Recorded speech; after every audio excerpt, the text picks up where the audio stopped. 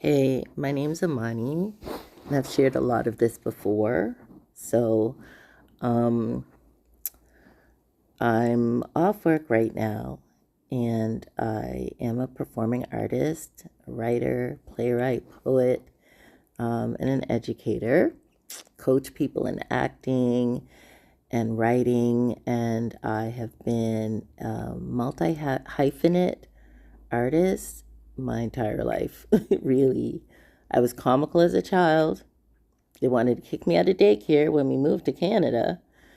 And in school, I was always in trouble for not sitting still, talking too much, all those things that a lot of creatives deal with when they're in school. I actually used to do a speaker series and talk about this all the time to let people know there's hope if you're in a lot of trouble. But um, almost 6 years ago now, I got a concussion. And so it has really changed my life in that I'm not performing anymore and doing a lot of the things I love, but I can still write. I've been writing a play, Why Black Women Whisper. And in 2023, 3 years ago, I collapsed at work because I basically work like nothing was wrong. I have something called post-concussion syndrome, and that's what happens when you get a concussion and then you still have symptoms. Some people weeks later, some people like me years later.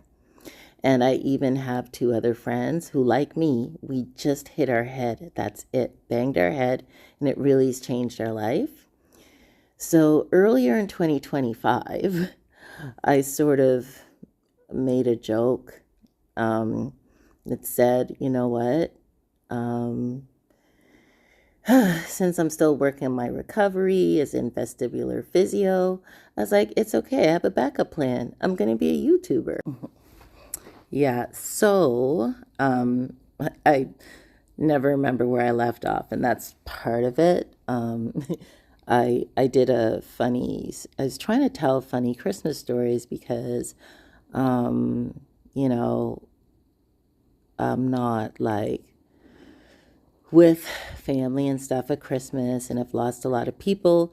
So I was trying to tell a story and then using the filter, like I wasn't sure where I left off. So I did keep repeating things because I was like, okay, however I tell this story, I'm still just going to post everything.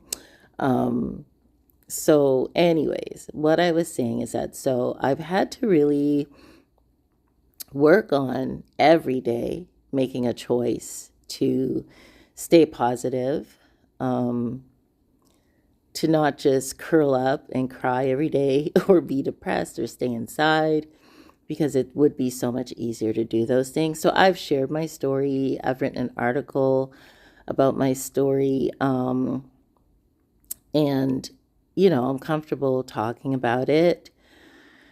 And yeah, so it is hard because it's been so much time.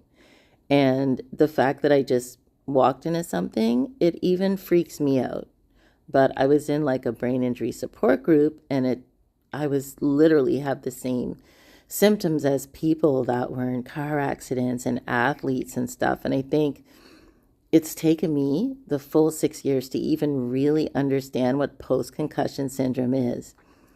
So being somebody who's always like, okay, since I can't do that anymore, I'm going to do this. So like, I'm going to keep writing. And then it's like, but I can talk. You know what I mean? And so then I ended up on Snapchat because I follow the Cabs family who just had a new baby boy.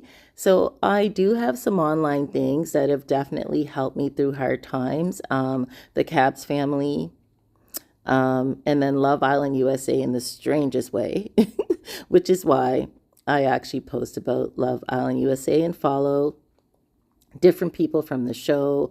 I know there are a lot of parasocial relationships, and especially this year, really intense fans. So they did scare me a bit, and I wasn't sure if I really would do more with YouTube. So I've been posting about Love Island USA for, I guess, probably since the year I had the relapse because It's always kind of been like an escape because it has nothing to do with my real life. So it's helped me, right? It's an escape. And I wonder too, like if the fans that are really intense, so which makes me wonder if the fans this season are this parasocial. Parasocial is when you kind of how do I say, like, do you say implant? You really become heavily involved with people online or reality TV or social media. I mean, to the point of like really, um, maybe sometimes not even doing anything within your own life. So for me, I can say I probably seem parasocial to my friends because nobody I know watches Love Island. And they're like, why are you telling us about Nick and Alondria and Serena and Cordell? And before that, it's probably like, the Cabs family. I got a lot of people to watch the Cabs family because of my posts online. They're just so awesome. They're a British family, and it's literally like if the Cosby family was real.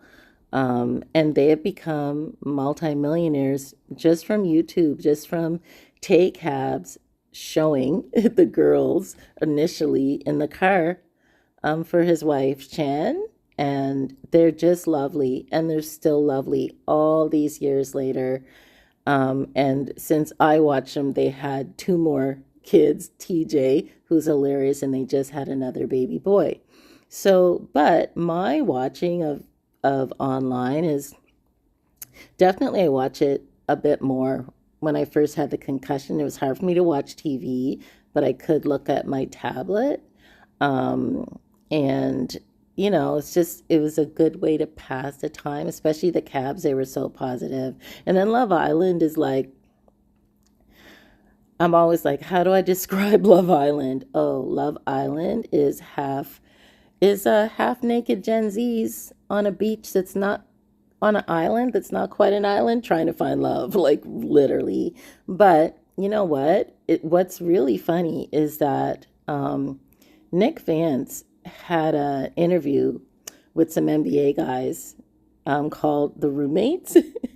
And these guys were heavily into Love Island USA. Is comical. And a lot of people are like people that I don't know personally. um, so anyway, my thing was my backup plan is I'm going to be a YouTuber, and in the strangest way, once again, online especially has kind of reminded me, well, Snapchat doing these filters reminded me of like that I'm an actor and all the voices that I can do and all the crazy characters. So I love doing the filters, and it actually helped me.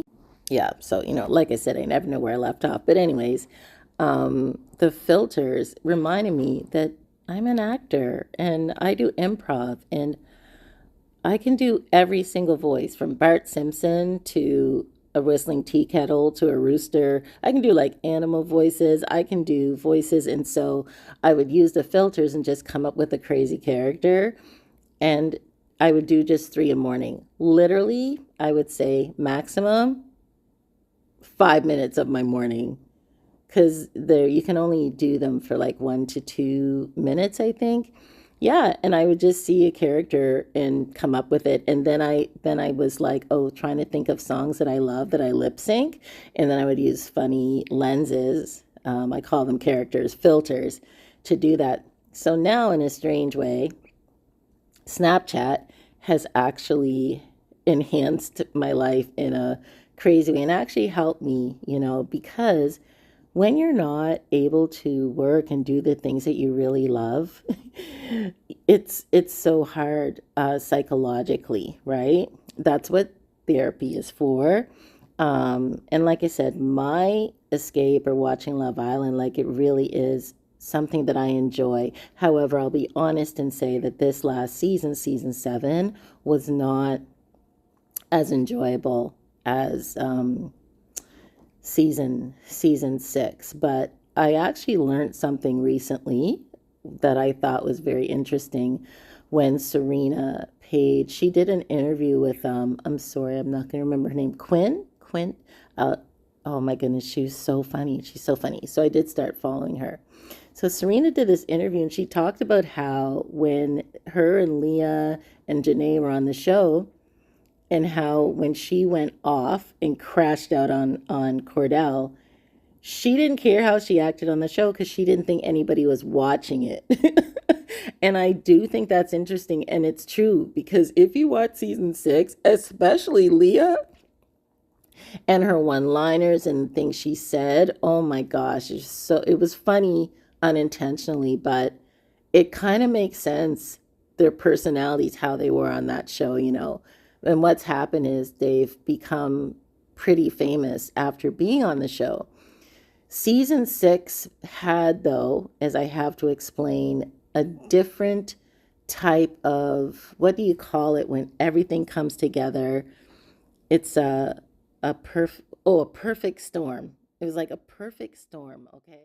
It was a perfect storm, season 6, of Ariana Maddox being the host, which brought over a whole bunch of Bravo people.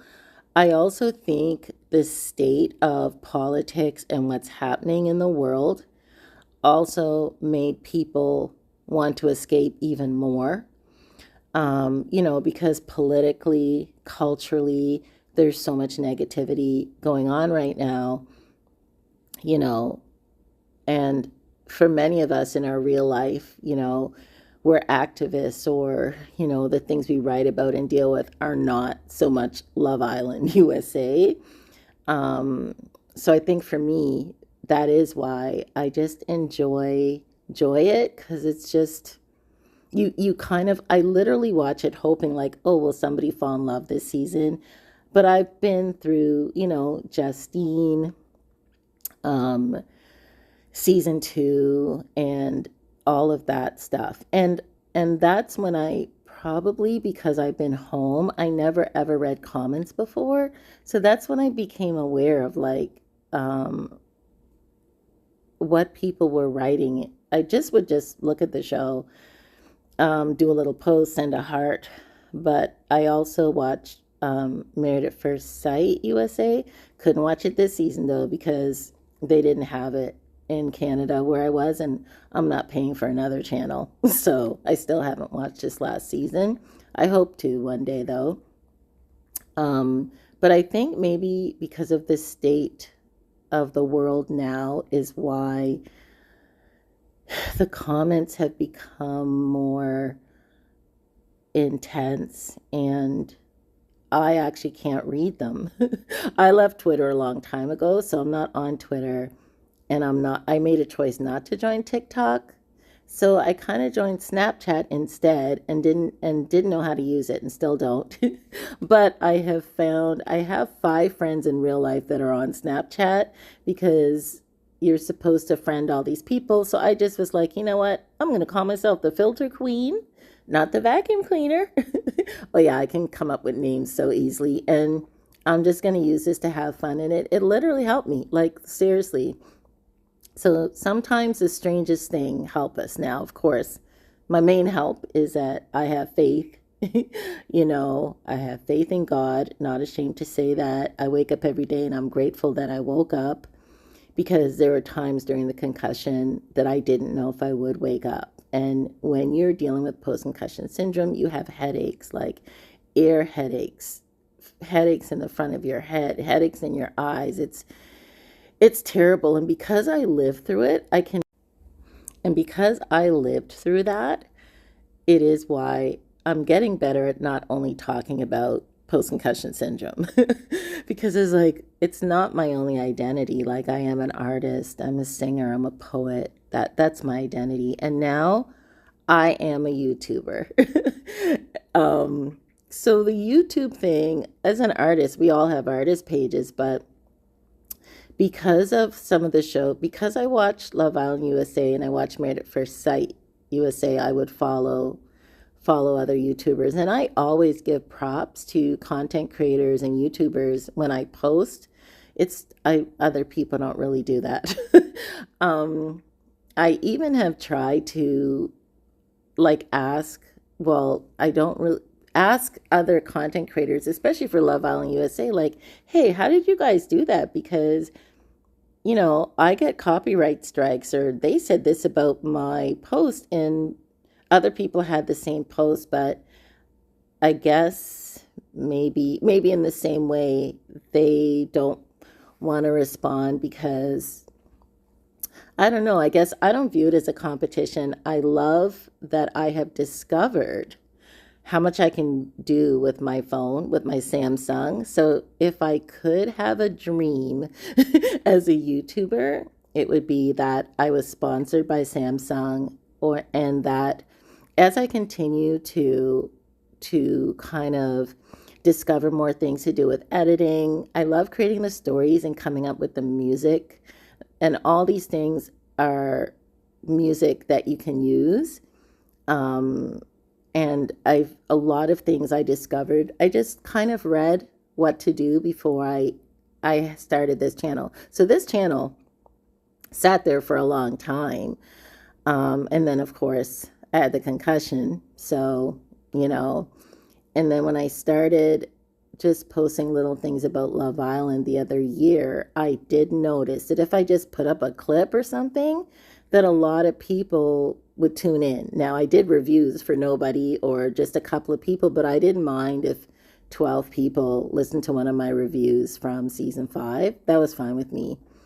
This season, it's been kind of neat that I've had like larger groups of people listen to my reviews for Love Island games too, especially. I didn't usually have that. And for Love Island USA. Now, I'm just also pretty real. I'm pretty positive. This is how I view being on YouTube. Because I've seen so much negativity, I made the decision, I just don't want to be a part of that. So I'm not going to post no negative headlines, no.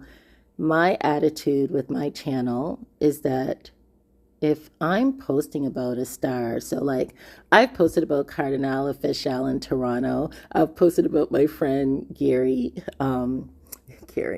sorry, it's because I'm tired that he's my friend, I can't remember his last name, so that's one of the problems I have. Gary Beals, yeah, he was on Canadian Idol, he was so funny. Last summer, well, he's always comical. But one of the things I did this year was I made a promise to myself, because it's easier for me to go away and be around strangers because I don't have to try to remember them or explain what's wrong with me.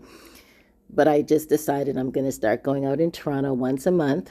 Events are hard. Strobe lights are like a killer for me. I can't tolerate strobe lights at all. At all. Even some of the flashing lights, just on posts on social media, there's a new thing that somebody used, and I actually wrote to them, I was like, I literally can't look at your poster. So I just posted something with Nick Vance where he went to a Subtronic show, and I put like a warning sign and I put flashing lights, because those things can affect different people with different things. So I actually, first of all, care about my audience, my subscribers. I know some of my friends, their children, well, the children who are older, are grown, will be on my channel. So I'm always the same person. I'm the same person whether I am using a filter. I'm the same person online, offline, in church, out of church.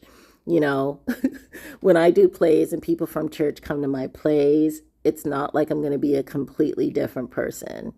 This is just pretty much who I am. You know what I mean? It is what it is, right? Yes, so I am now a YouTuber. I'm going to claim it. I'm not monetized or anything because, well, I think there's a fallacy that you get monetized at 1,000 subscribers. So I was like, wow, this backup plan is really working.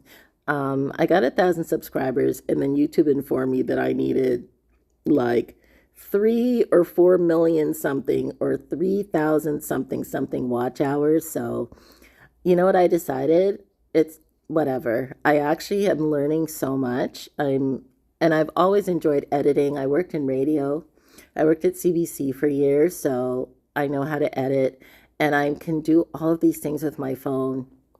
I don't write scripts because my background's in improv. Yeah, I can just see something like with the filters and then come up with an entire scene.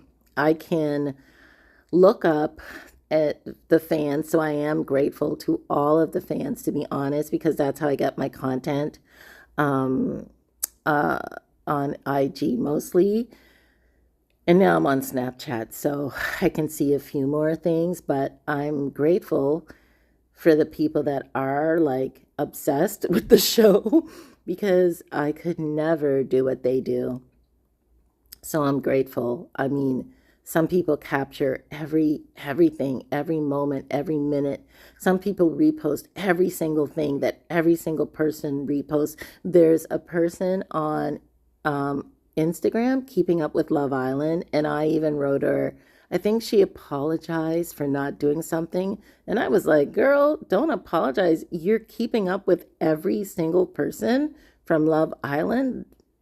I'm just posting on a couple of people and it is work." And that's another thing. I do hope that subscribers and people who are following people understand that doing these edits, taking time out of your day to create, that it's actually work. Like it's actually, for me, it's not work that affects me in that way, like affects my brain. Because for some reason, yeah, the phone doesn't bother me. And I literally do all of my stuff on Samsung, on a Samsung phone and a Samsung tablet. That's it. Because I don't have money to buy expensive vlog equipment or cameras or anything. So I really had to figure out, how can I do this, um, at a low cost? That was the first thing. And I do have a USB microphone. I haven't used it yet for reviews. I don't know how to use it. I did try and it was echoing and it was hilarious. That's the other thing. I'm so hilarious unintentionally. And I've learned that about myself more since having the concussion because I I had to really work on talking and talking to strangers. So now that's all I do.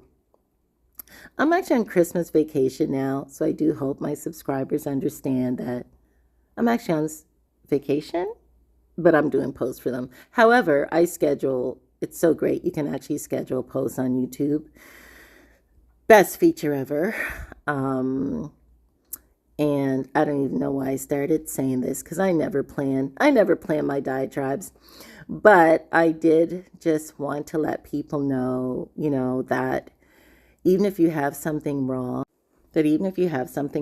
some type of invisible disability, that if you're comfortable sharing your story, you should, because I have honestly, with the article I wrote, helped people. People wrote me. Somebody wrote me to say her roommate had post-concussion syndrome, and she actually didn't understand what was wrong with him until she read my article, because I really try to write in a way that the average man and people can understand what it is. And I know a lot of my friends still don't understand, like, because you look normal, I aesthetically will make sure I look good because I'm always like, oh yeah, if I looked how I felt, it would be rough, and because I lived it, because I lived the stuttering, and because my short-term and long-term memory just started really coming back in August of 2024, and that was with the help of medication, to tell you the truth.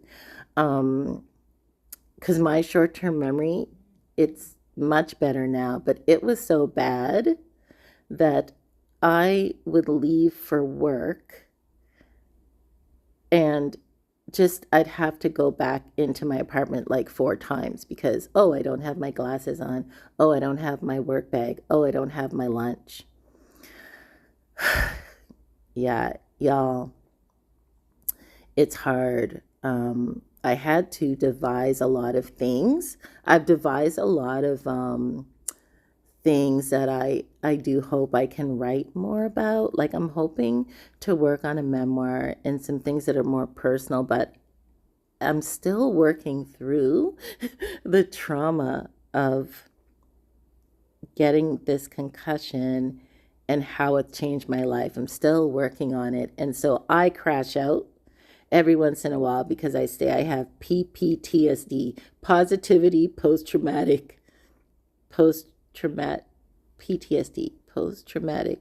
PTSD, post traumatic um, stress disorder. Is that what it is? Anyway, I have PPTSD because I have positivity post traumatic stress disorder because I I work on staying positive and it's hard. I think people it's a choice. It's a choice for sure. And I also wondered if I could do YouTube because sometimes people, I know even the other year, someone's like, "Where's the rest of this video? How come you don't have this? Where's this?" And I would respond and be like, "Actually, this is all that was posted. So I went in and got this, enjoy." Yeah, or sometimes because of writing, things are misunderstood. So the other day I posted something and the person said, "Oh, yeah, it was the shoot with Alondra and Nick, and I actually thought it was an amazing shoot, right? Whether whoever they were, if it was professional models, I would have loved it. If it was people I didn't know, like now, it was just such a great shoot. So the person said they must actually love working with people. They must actually love working with real people. And then I didn't know what the person meant. So it's like, what do you mean? Like, because I know that Alondra has an amazing team, Nick has an amazing team that are professionals. So I'm like, they've always worked with, professional and real people from day one. So I guess that was me trying because I wasn't sure what they meant. Oh my goodness, and I didn't want to just I I have no idea what I did wrong and there's no I'll remember where I left off. Oh, maybe I was talking about how people ask questions on YouTube. If they could just be nicer and just remember that there are real people doing these posts. Like just some people are super demanding and yes, I just try, like I said. Yes, I wanted to know what the person meant as opposed to just attacking them. I feel like people just attack. So what she meant was that the professional photographer from LA and the team, the set designer, the producer, the people from Glamour magazine, that they were probably so glad to just work with real people that were down to earth. And so, yeah, I could totally get that because what is one thing that has happened for me posting about Love Island USA is that I always do research on everybody I'm posting. So I learned about the Reismans last year because they did designs. They styled Serena Page quite a few times. But I find like with this season that they're much more visible on social media, especially Reginald and even Matthew a little bit. But they're famous stylists and they would post about their clients. They've had famous clients like Selena Dion and stuff, but they're definitely sharing a little bit more. And like Cristiano from Project Runway, definitely like Alondria. He just, it's not that they haven't posted or shared or anything before, but there's kind of a little bit of a renewed type of vigor or like, oh yeah, like raison d'être, as they say in French. I've noticed that because the New York, LA hairstylist, if I said photographer, that happens. The hairstylist, he actually did a post about how he did Alondri's hair and everything. And then I also saw that he had to stop some of his comments because the fan base, I don't know how many people there are, but I know like originally it was started by two young girls because I did a piece on them and it's kind of like they started something and then I think it's sad that they're no longer like a part of everything. I don't know what happened, but Kenyiva and you. I have to look up their names. I'm so sorry, late young ladies. But one of them is like a singer. She does Afro beats, and they're focusing on their own careers now, which is so important. I think that, um, I mean, yeah, what I've learned about YouTube, before I even started to realize, okay, I'm gonna try to do more with this, was looking at other channels to see like, oh, they do have like an intro, or they have an extra, or some of them have a little song they sing. I've looked at some of, the Brits. I looked at a lot of people that talked about Love Island. I only watched Love Island USA. Queen E, who just got married, props to her. Um, Chloe Johnson. I love Cam and Pat. They do couples coach. They do Married at First Sight, and they're pretty awesome. And they've got opportunities from this. Like, they're not doing it full time like some people are, but they've had some opportunities where they are based in Texas. So it's kind of cool to see what comes out of it. So I actually wrote a post and asked like my subscribers, if your dreams came true overnight or they were made possible, like what would you do? How would you deal with it? I have lived a few dreams, like performing in Trinidad years ago. My play was professionally produced in Montreal in 2016. I definitely have lived dreams, and sometimes when you're living dreams, it's hard to be in the moment. Um, and now that I'm so much older and in this situation, what I what I what I pray about is that, um, it kind of feels like when I first moved to Toronto 25 years ago, when I'd walk down the street and have my ACTRA card and be like, maybe somebody on a film set is going to be like, you're exactly what we need. Here, come on. You can be in this movie. That's what I think you think when you move to like a bigger city, that when you're an actor, that has never happened. Um, but I think with YouTube, especially with Snapchat and doing the voiceover and the lip sync, and I started my career doing lip sync, honestly, back in the day. I won every lip sync contest in Nova Scotia back in the day, and I used to be a rapper. Y'all better check. Um, but is that like, it's like, yeah, because I can do voiceover work easily. Yeah, voiceover work, So I have a prayer. It's like, okay, I actually loved what I did, my job. I loved my my first government job, arts.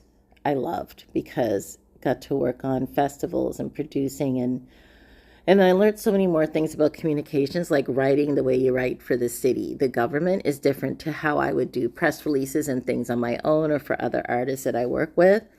Then my second job, I learned more because it was not my job. It was not something I knew about.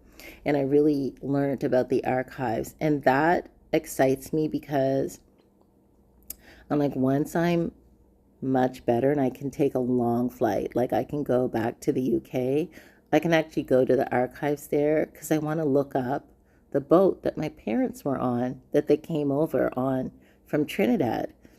And those are the types of things you can find at the archives. It's so interesting because I feel like in school, history was always so negative when it came to us, until I was in like an Afrocentric program, that the archives has so much that you can discover, letters that people wrote like in the 1920s, or it's pretty amazing. So I feel like sometimes it is hard what has happened to me, but then I go, the reason I can edit and do all these things so easily is because of my very full career as a creative, as a writer, working in radio, performing. It's why a lot of these things actually come easy to me, and that part of my brain still works pretty good. So, yeah, I mean, if I could just say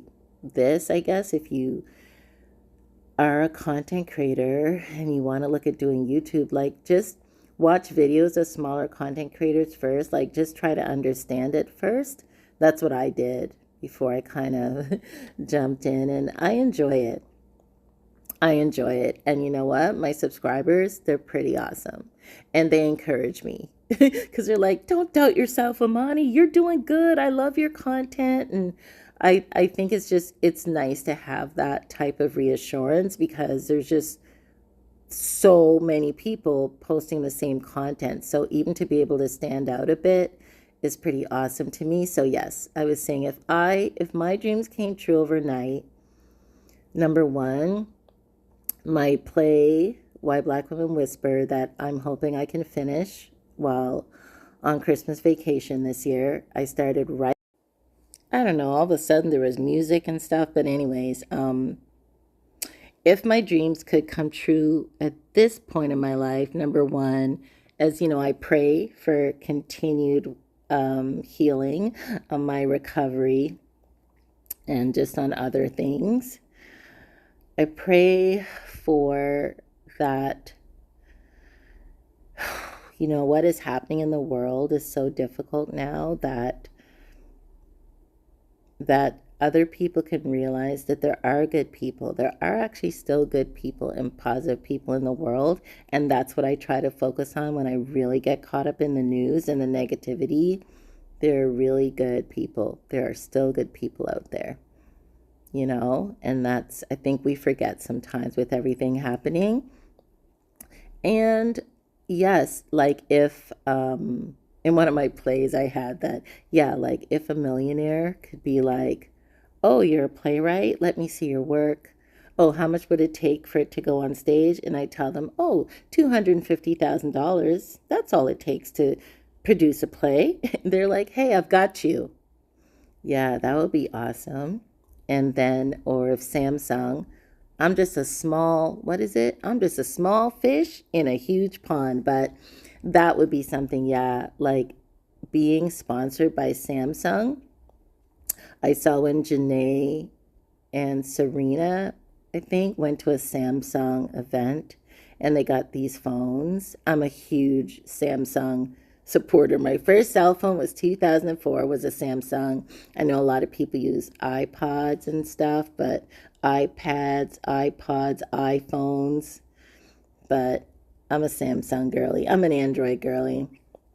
So yeah, so that yeah, like just having the best phone for vlogging and editing, and like some type of editing system that could be in my tablet. The Samsung tablets don't have the same studio program that the phones have, so it would be so great if they did. I got the tablet to record my reviews just because it was so much better having a bigger screen. So I guess that's it. And then, you know, like, yeah, I think always it's like also I always want to do things where I can help other people. So even when I was struggling, I still would do things to help other people or, um, you know, and yeah, that's kind of it. Like, I think if, yeah, and I just think if you have a gift or you have a story, like I said, you're dealing with something that you think that you could share maybe in a healthy way so people would understand, you don't know how many people you could help with that. So I actually look forward to creating a YouTube, I guess, tutorial or understand. I still don't know how to do a live, but I would love to do a live with like my Instagram peeps and my YouTube peeps or just artists. Just been trying to connect with other creatives, and I still have a lot of like things with business and the arts that I can share. I, you know, I got like 25 grants over the years, funding for projects. Not overnight, you know what I mean? But yeah, and I was working on a website when all of this happened with my brain. And I think I forget some of the things I was working on. So as I'm starting to get better in that way, I would like to finally get those things up that I was working on. And then see, and GoDaddy, yeah, like I'm with GoDaddy. Yeah, could they be a sponsor? It's so expensive when you're not working, but it's so important for artists, creatives to have a website. And so, in line with things I've learned, like one of the sponsors that Nick had was GoDaddy, and you could literally create a website just from talking and saying what you needed. Like, that's crazy. Technology and AI is so here. And I definitely, admittedly, was afraid before, but I definitely, Microsoft Copilot, I've always paid for Office, and then all of a sudden it changed to Copilot. And so I did when Alondra was talking about it, it's like, oh, I know what Copilot is. Copilot is really great. I've actually used it to do research and not verbally. I don't do that thing where I talk to my phone, but you can actually put in a search and get information like in a Word document, which I think is awesome. And yeah, so I've kind of used it that way, but I know there's so much more. I don't know what Chat GPT is, but my friend's young daughters talked about it in February. They're like, Chat GPT. So, I'm also trying to not be afraid of all these new things that are coming because I also think it's important. My last thing is like intergenerational stuff, like youth and adults and elders. So that is yeah. Oh, let me talk about my real dreams, to have my young company again, Amani Women's Artistic Project, because I could do, and then those things would help me fund my play, getting it on stage. And also I started a scholarship in Nova Scotia, which I couldn't continue. I didn't know I wouldn't be working anymore. Then it's like, could I ask the young people for my scholarship back? I'm just kidding, but I do have a sense of humor. Yeah, like to be able to create scholarships, especially for young creatives that are Black, because of course that's an interest of mine, because I was a youth getting in a lot of trouble, and I would say the arts and Black history saved my life. So yeah, so it's like, so let me put it all together. I've never really thought about this before, really. So I've thought about them separately. So my dream would be, if I was teaching a workshop, I'd be like, tell us your blue sky, tell me your dream. And this is what I do with artists. I never get to do it for myself. So that would be my dream. My dream would be to be able to create ESL curriculum and Afrocentric curriculum for an organization that funded it, that gave me the time to work on it and develop them, make them creative, because that's my thing. I can create songs, raps, anything, on anything. Also, to be able to be sponsored to go to different hotels.